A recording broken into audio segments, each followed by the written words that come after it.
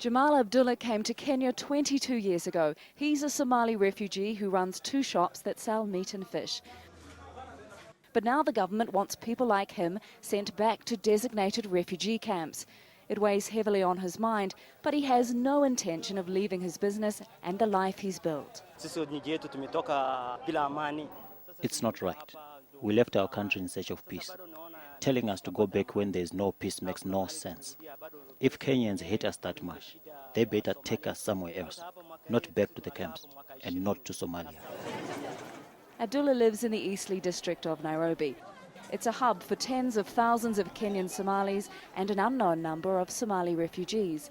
Without them, businesses here would grind to a halt. But they are worried after police arrested hundreds of people.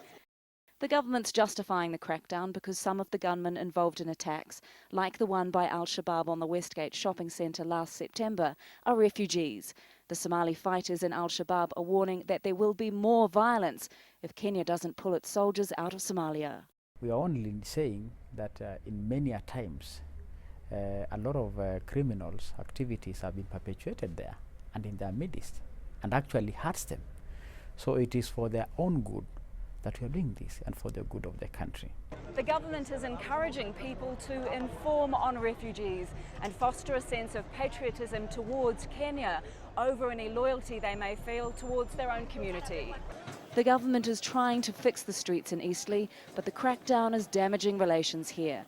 Instead of bringing unity for a common cause, people told us the government could just be encouraging extremism. It will create a situation where many urban youth who study in schools will be repatriated or will be taken back to camps, and they can be recruited by criminals and by terrorists like organizations like Al-Shabaab. The faithful overflow onto the footpath in Eastleigh. Unless by force, it seems no one is going anywhere. Tania, Al Jazeera, Nairobi.